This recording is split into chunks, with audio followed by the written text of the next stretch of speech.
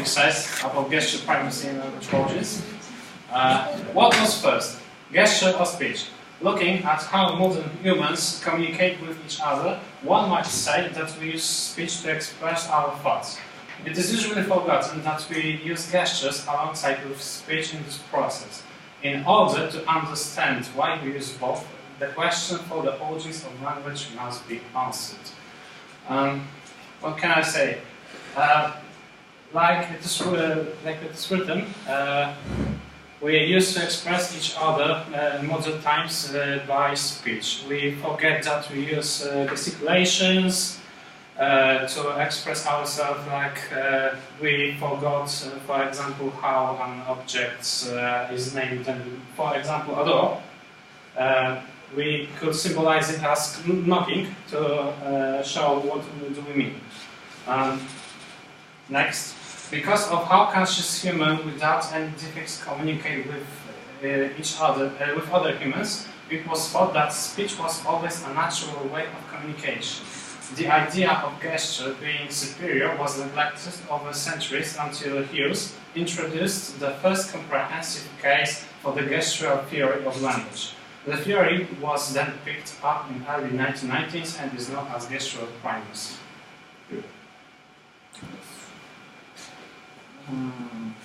The gestural primacy. The main idea of the gestural primacy is that language starts with visible actions. Our ancestors were capable of only of pantomime and vocal expression, with the latter evolving in the speech. As pointed out by Armstrong and Wilcox, in order for pantomime to become the first step in the evolution of language, first our ancestors had to develop a capacity to see that the movements of the hands could be used to represent objects, and secondly, understand the act of gestural representation as intentional. Without realizing that we can use hands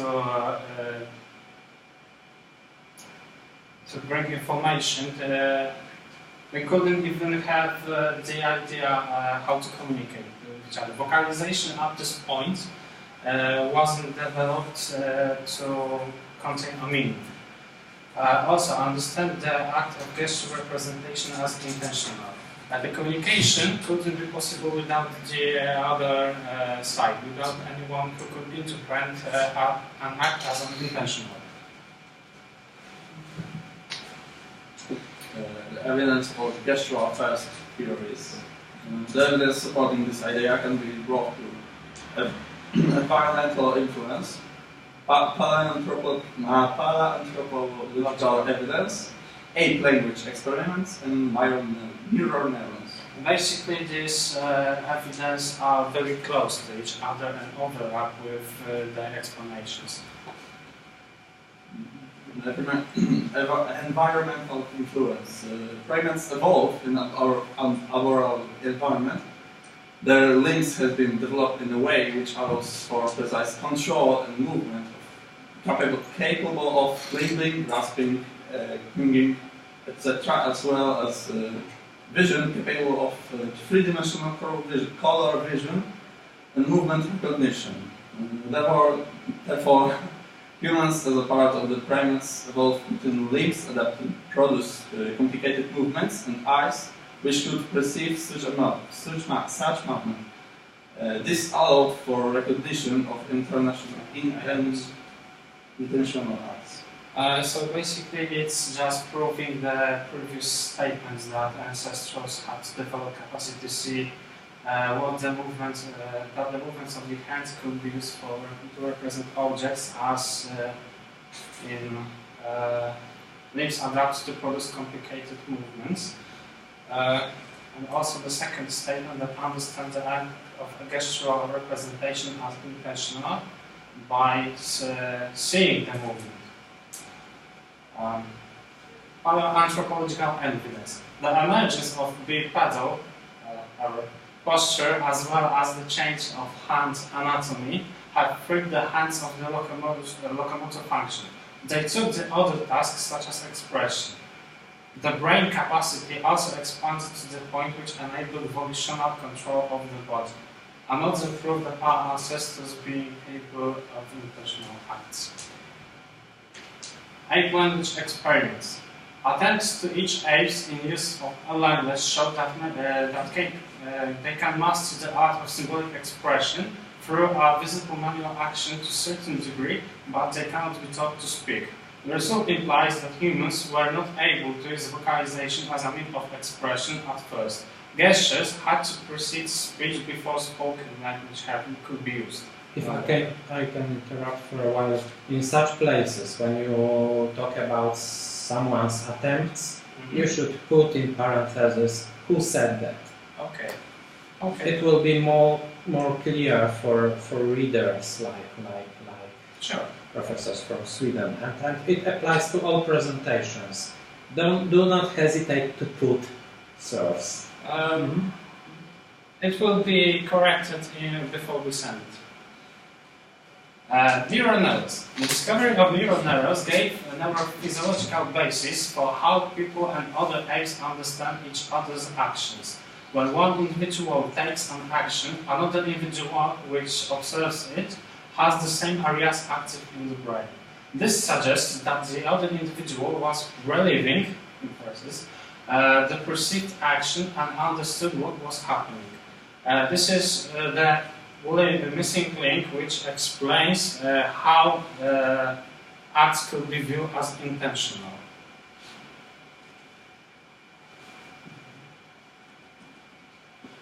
The problem of transition to speech, as the theory seems reliable, does not provide an answer for every problem. First of them is if gestures were efficient enough to express these abstract ideas, why humans instead speak of using body gestures. It was argued that speech is not different from gesture, in a sense that both are plain sequences of musculoskeletal actions, but gesture and speech are produced by different systems which influence each other. Basically, their argument wasn't so convincing. They explained speech just as an articulation, as movement of internal muscles. If gestures were efficient enough to express abstract ideas, why humans speak instead of using bodily gestures? It is the problem that is then solved by bodily minus theory, which will be mentioned further. The shift in modalities is, as Armstrong and Wilcox admits that humans use gestures when they vocalize it. Therefore, communication was never a single modality. They suggest that some point of human history that was event which ignited a change in the way how communication was handled. If this process was carried mostly by gestures, then what caused the shift to speech?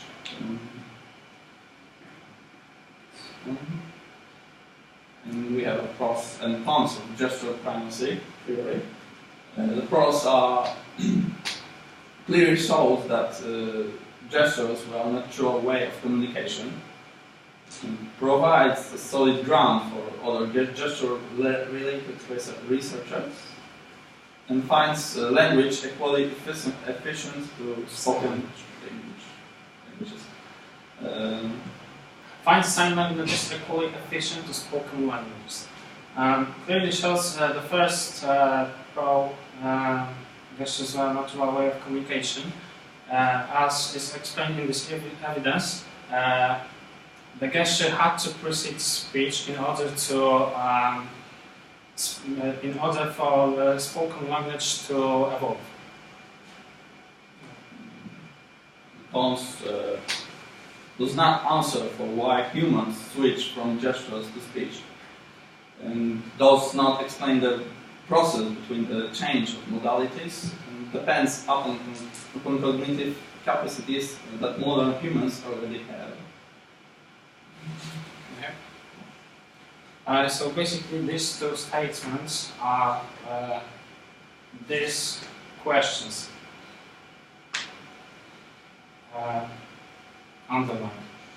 And the last cause of this theory depends upon cognitive capacities that modern humans already have. Bodily minus theory, as will be mentioned,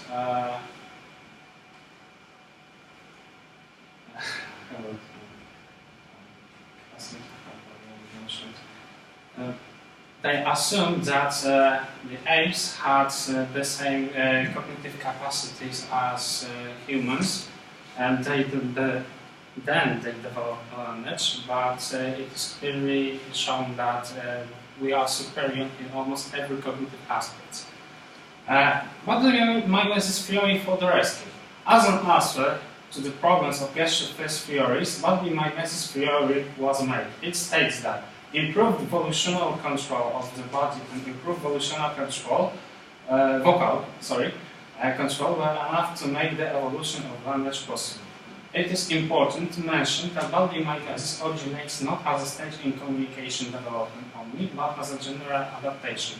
This remark is really important because the bodily mimesis theory doesn't serve as an explanation only for language, but also approves other researchers.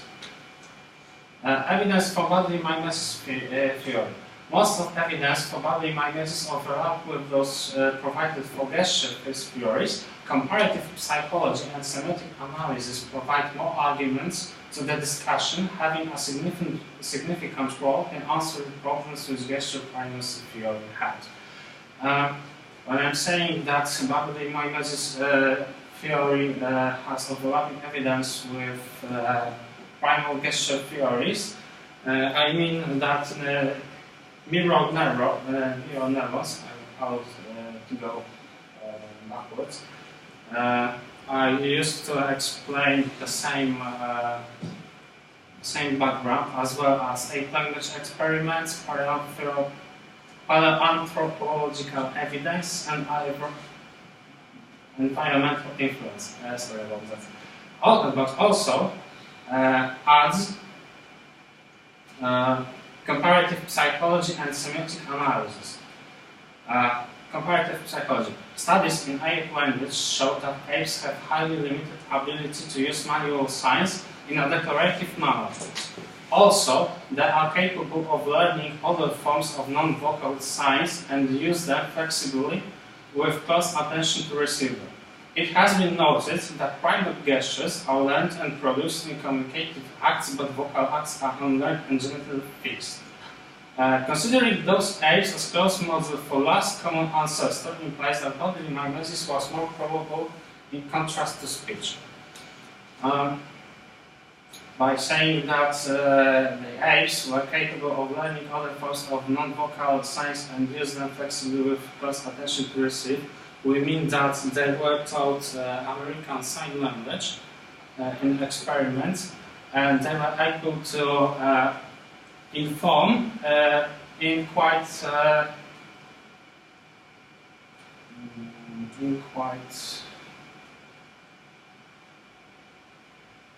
sorry, I need the word far away.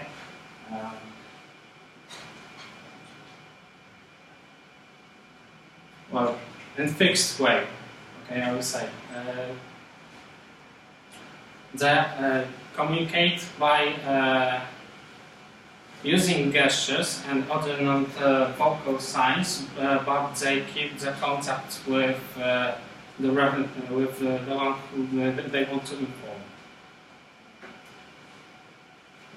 Semiotic analysis. The experiments carried in the field of cognitive semiotics show that even if gestural and vocal modalities can be used for sign, gestural modality is more suited for motivating signs than vocal one. When we cannot understand a foreigner, for example, gestural modality is the one to which we refer in order to be able to communicate. We have different languages, but we can, as shown before with the dog, that we can use gestures just to show what we mean. Transition to speech according to bodily mimesis. It is easier to account for transition to speech under the assumption of bodily mimesis because it doesn't speak about transition from gestures to speech, but about gesture and vocalization to gesture and speech. It doesn't distinguish my favorite where humans were communicating only with gestures, there is no abrupt switch, but rather a slow process of how much information certain modalities carry with them. This is the answer for the problem of the gesture-first theory. The transition to speech is only partial, and we use language simultaneously with gestures to this day. With vocal modality being of non-arbitrary nature, it carries a more symbolic ground for communication, thus gestures take the role of being the iconic ground. This is visible in a situation when communication with a foreigner is impossible and will revert to gestures as a way to express our thoughts, as we did say earlier. Pros and cons of bodily magnetics theory. As pros, which is successful and promising answer for gesture primacy theory. And it has support in the big variety of modern studies, and it involves the semiotic relations of science. As a cons, contribution of the neural neuron system is quite neglected, despite being one of the main factors that enable the theory to exist. And this treats adaptational arguments and ecological factors as minor reasons for the speech transition.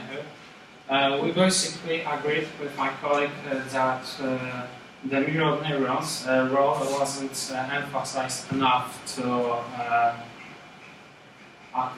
account for this theory, as well as adaptational arguments were neglected, while the first gesture theories emphasize it as one of the explanations.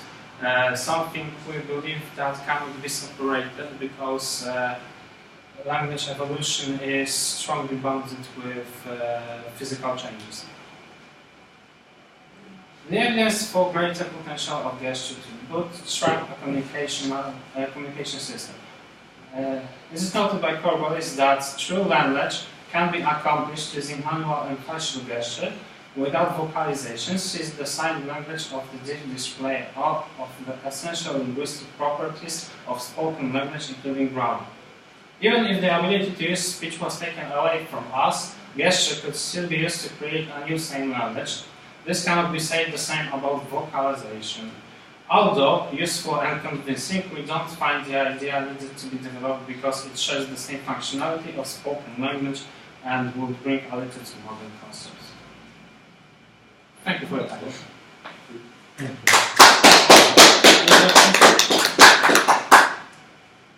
Questions?